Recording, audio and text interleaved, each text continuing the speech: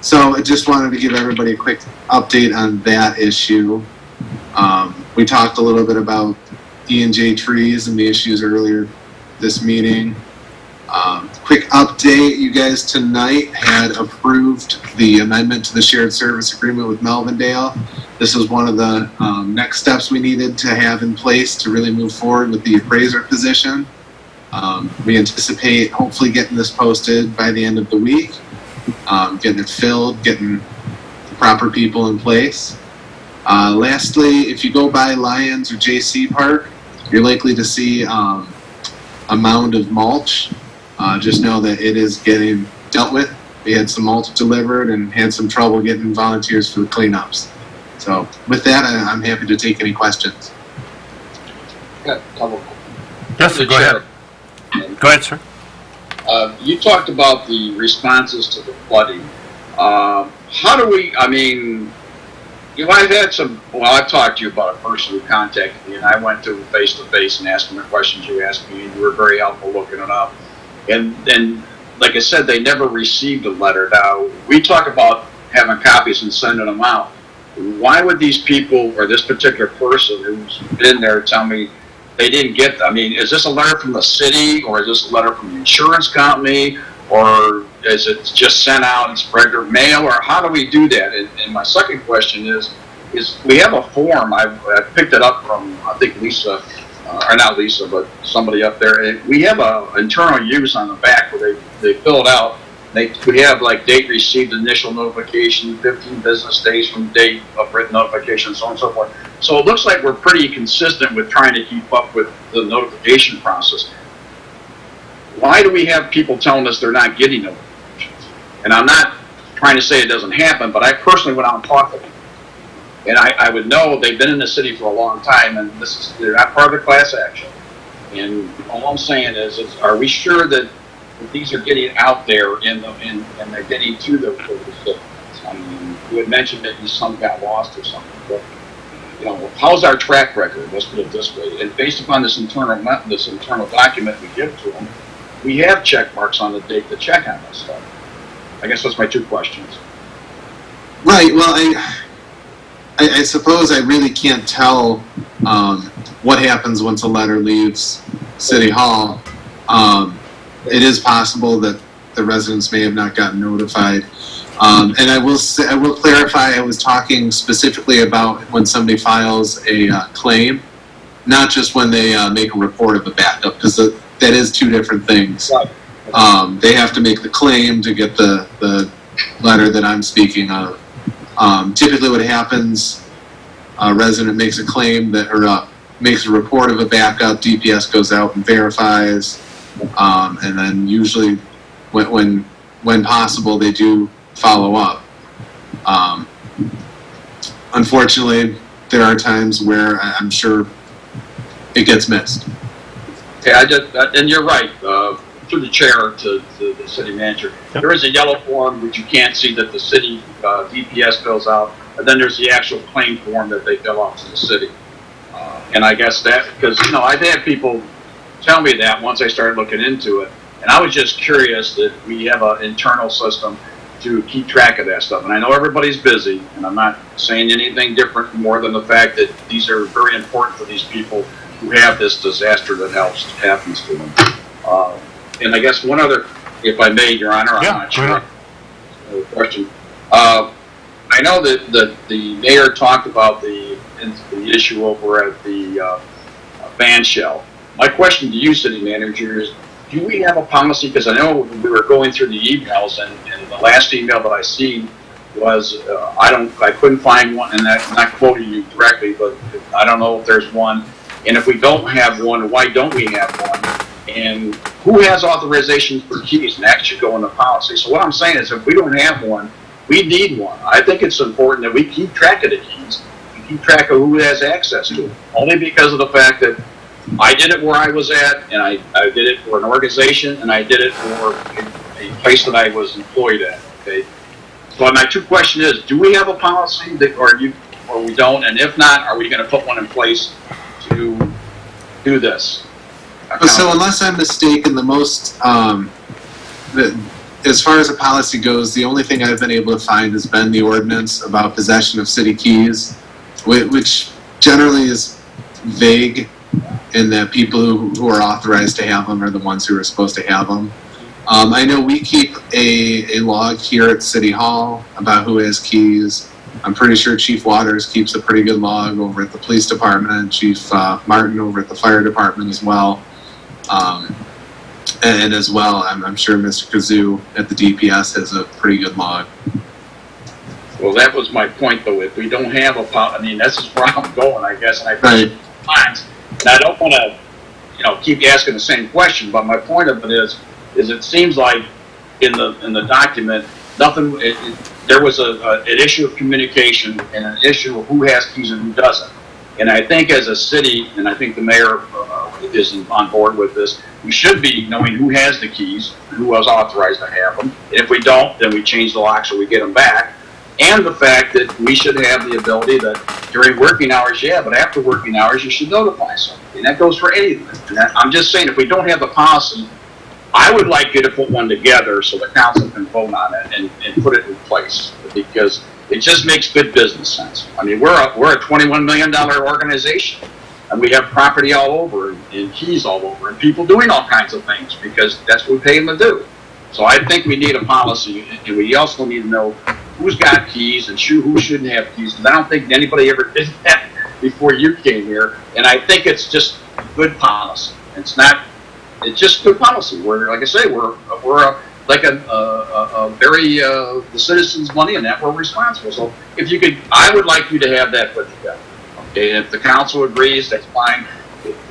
I know, but I would like to have that and have us look at it.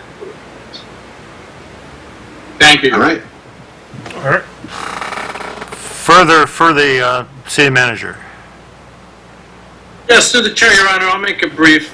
Yes, sir. Yes, Mr. City Manager, a quick comment and then a couple questions. I recently tried to report a pothole. I went on my phone and my computer, and I went through the whole shebang, and it said I am not a robot. I could not submit that pothole because it said I am not a robot. Maybe you connect on it. So my second part of my question is, when we do get through and report a pothole, what's the turnover? How long does it take to get a pothole fixed once it's reported? That'll have to turn over to Mr. Kazoo. I do believe Thank you. as soon as they can get to it, they do. But I think it does depend often on emergencies. Mr. Kazoo, are you still there?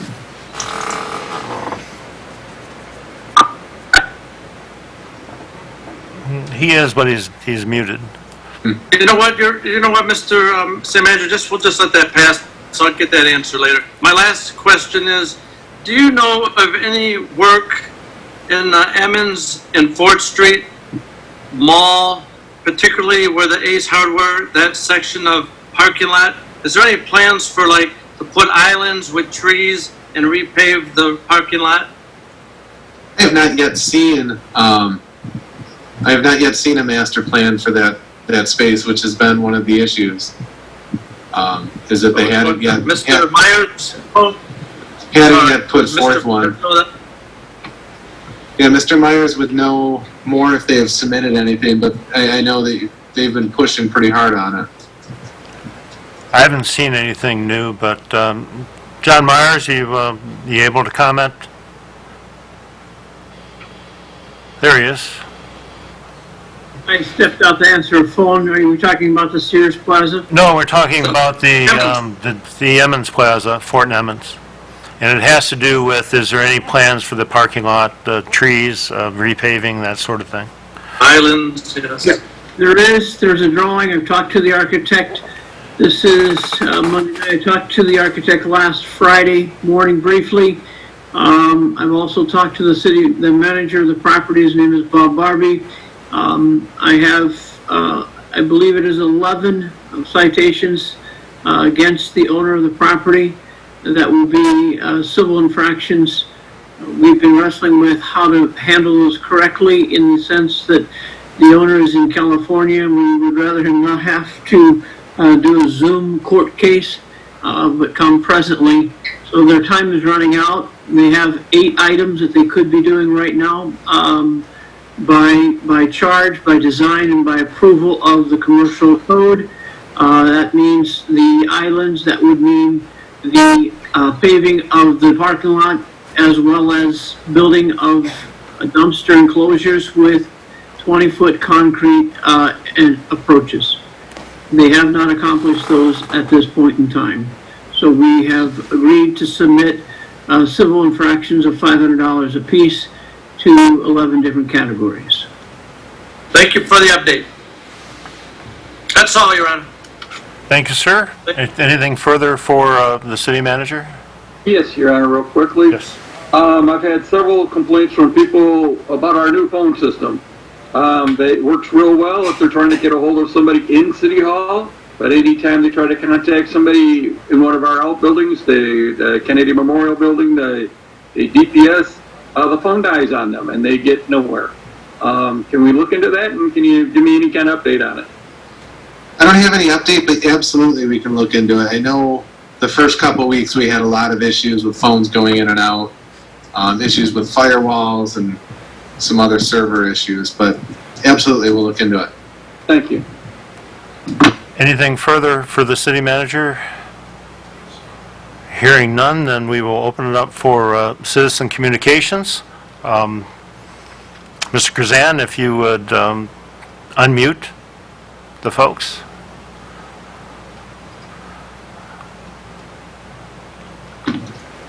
Then we will open it up for citizen communication. Hi, I'm Jessica Barnhill.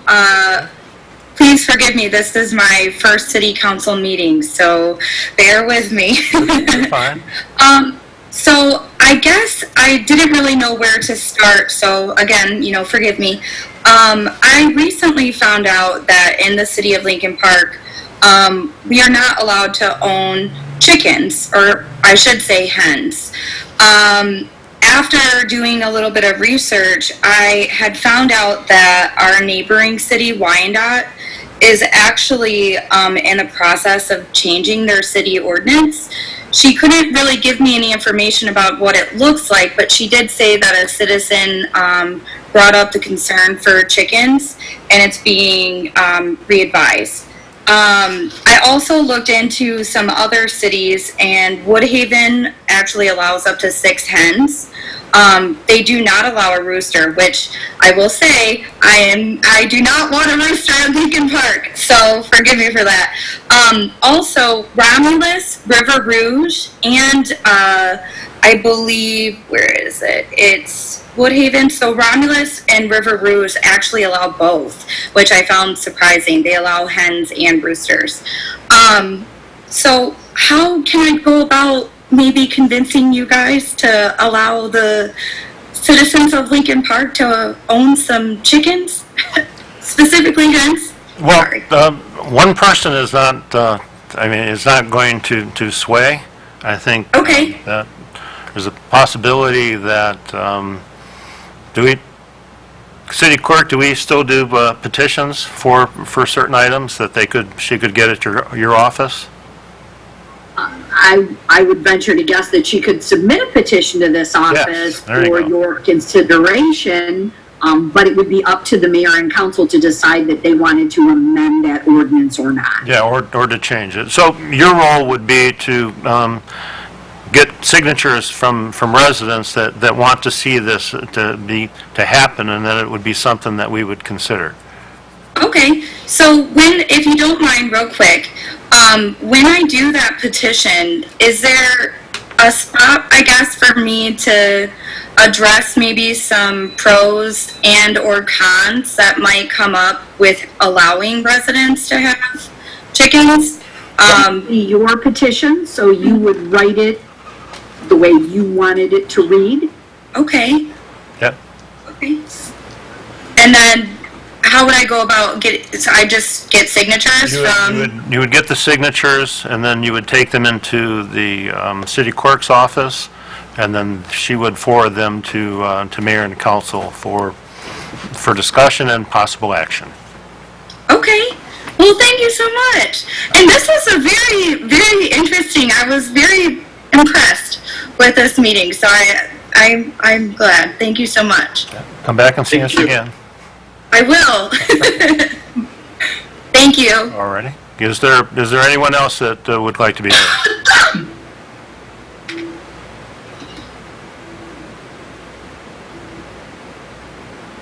I'm seeing no move towards that, so we'll move on to oral reports of the council, mayor and council, and we have Council President Breeding. First of all, from Parks and Recreation, the Wayne County Sporting Soccer is hosting a 6 weeks program for boys and girls ages 4 to 14. To register to enroll in this 6 week program, tomorrow the 18th from 6 to 9 p.m. at the band shell, and Thursday, August 27th from 6 to 9 at the band shell. You have to bring a birth certificate for all new registrations, $70 per child, and it's a 6 week program, and they are hoping that they can get a number of children to sign up for this. So that's from Parks and Rec. Then I'm going to go on to Councilman Kelsey's request about keys. Who has keys? I believe that if someone is going to be entering a building after hours and they do not work in that building, the event coordinator is assigned to the city manager, not assigned to the Parks and Recreation. However, she does put on events for Parks and Recreation. I believe the master key needs to be turned in to Parks and Recreation, and then anytime she has something that is going on, she signs that key out. Simple as that. That way there's no confusion as to who's going to be in the building. Parks and Rec would know that that building is going to have someone come in after hours, and that would solve that problem there, and she would just sign out whenever she's going to have some type of an event. That's how I think that should be handled. Next, the election. I am so proud of Carrie. She did a fine job, and all of the workers, all of the election workers, I give them my applause. Presidential election years are terrible anyways, but for them to pull it off with all the changes and all of the software changes and everything else, it's amazing. People do not realize that it takes 75 days to prepare for any election. But heaven, for a presidential election or the type of primary that we had with so many absentee ballots, it was a miracle. So I applaud her and all of her staff. And I'm pleased with the DDA and the EDC director. I'm pleased that we finally have someone for that. It's been a long time coming, and hopefully he will bring new ideas to Lincoln Park and help us move along. And I'm quite happy that we finally have found someone to fill in that position. And the hazard pay, I think it's wonderful that we were able to reward our police and our firemen for the hard work they do. It's very, very difficult to go on these runs with sick people going in the houses, and the police department and everything else with the people that have mental problems and everything else. So I'm very pleased that the governor was able to swing that, and proud of all of them. And that's all I have tonight. Thank you. Thank you, ma'am. Councilman Salcido. Yes, sir. Thank you, Your Honor. I'll make it brief. Also, Mayor, thank you for bringing up the tree situation. A lot of residents were looking forward to this meeting in regards to the trees. I just hope that we take a better look at, limbs hanging over houses and garages, and infestation and dead branches. All right. Also, I recently was at the Park Restaurant for dining in, and also Harry's Corned Beef on 4th Street in Champaign. Had a carry-out dinner there last week. Please visit our local restaurants. On a personal note, I cannot give blood this time for the police. I like to, but I gave blood on July 29th, and I got tested for antibody for this corona, and it was negative. So that gave me a little peace of mind. So please give blood. Stay safe, everybody, and that's all, Your Honor. Thank you, sir. And Councilwoman Ross. Thank you, Your Honor.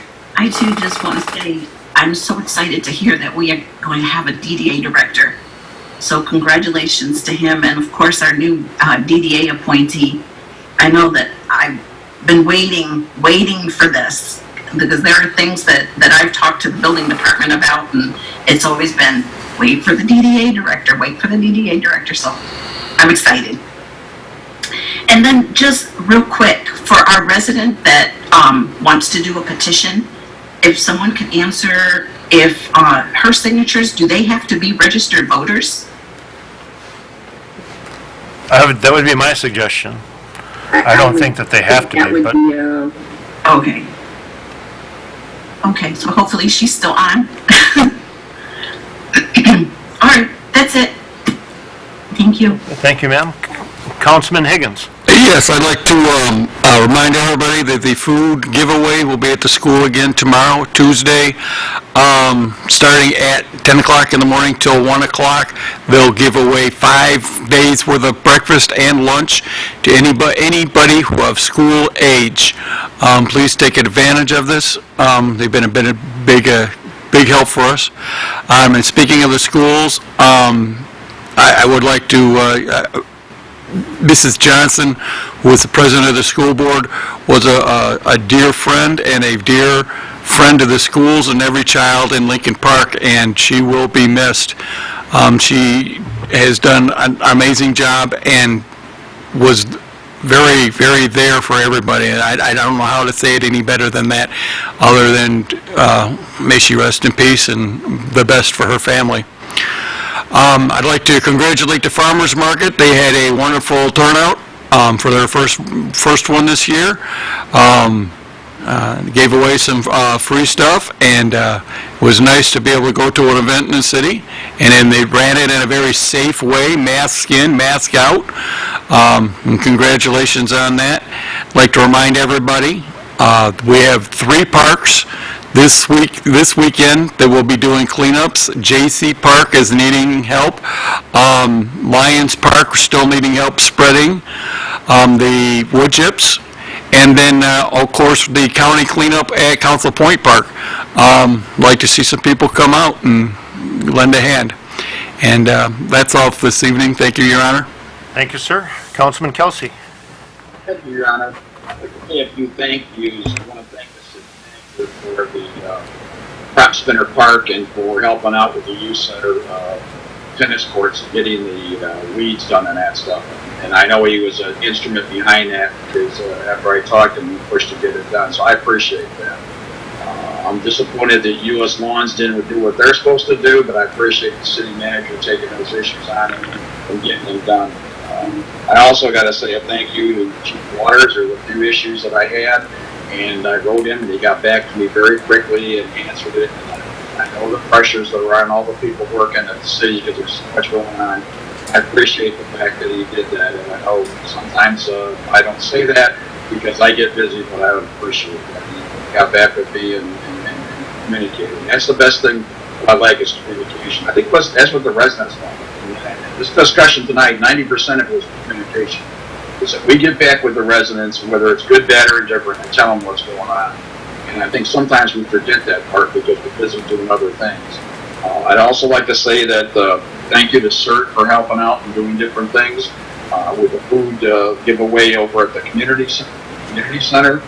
And in closing, I'd like to say thank you to Carrie for doing a great job. I didn't hear anybody complain to me, and that's usually what. So I would say that she must have done a good job because nobody complained. Usually somebody's always complaining about something. So with that, have a nice night, everybody.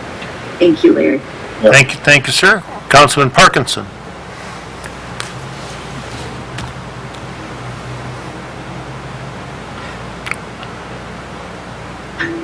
There he is. Okay. To agree with Councilman Kelsey, we've been working on getting the Prop Spinner Park cut for 2.5 years. So it's about time that the contractor figured out that they needed to do that. The marijuana issue, it's about time we got some movement on that. The keys, if you write the policy, whoever's in charge of that building should have knowledge of who's going in there. So I agree. You need to write a policy for us to deal with that. I'm disappointed in the building department vote. I've been working on that for a long time. And if you do it this way, they're going to be there for another year because it's going to be prime building time. I had a bunch of other things that I want to talk about, but it's getting late. So I'll let you go. Thank you, sir. As far as Carl Melish, that's his. I'll have him either phone in or be or talk at our next regular meeting as an introduction. Okay. A couple of weeks back, the city manager had touched on it, where we had a department that had a couple of individuals that tested positive for the COVID virus. It became a concern about the folks that were working in the same department, whether they would be able to come in, whether they had it themselves. I just want to give a thank you to the Get Well Urgent Care, which is located at Fort and Southfield.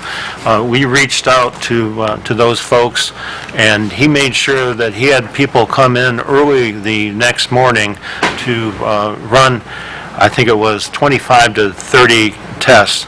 And by 8:30 that morning, we had the results, and thank goodness that all of them were negative. But it's for peace of mind that he took it and allowed that to happen. So it was very good thing, community oriented, and just helping out the city, which was Get Well Urgent Care. Saturday we do have the Ecorse Creek cleanup Councilman Higgins mentioned a couple others, but I think that you can hit more than one. But we're going to do this one at 9 o'clock. And so what could be considered our jewel of Lincoln Park, and it's nice for us to go through and to clean everything up with that. And lastly, on August 23rd, it's going to be in front of the ice arena, the community center, there's going to be a child backpack giveaway by the police department. Now, in order to get this backpack, it's going to be curbside service. So you would pull up, and the child that is going to receive the backpack needs to be with you, though. And you can't do a promissory thing where you got two kids at home. If you have two kids in the car, then both of them will get the backpack. And it's one backpack per child, and the child must be present. So that's a great program with kids going back to school, and even if you're going to be doing the homeschool stuff, it's still nice to have a backpack. So, and with that, I will entertain a motion to adjourn. So move. Support. There we go. Okay. There's no discussion on this, so clerk, please call the roll. Councilperson Salcido. Yes. Rating. Yes. Higgins. Yes. Kelsey. Yes. Parkinson. Yes. Ross. Yes. And Mayor Carn. Yes, and thank you all. It's been a long night, and everybody have a great night.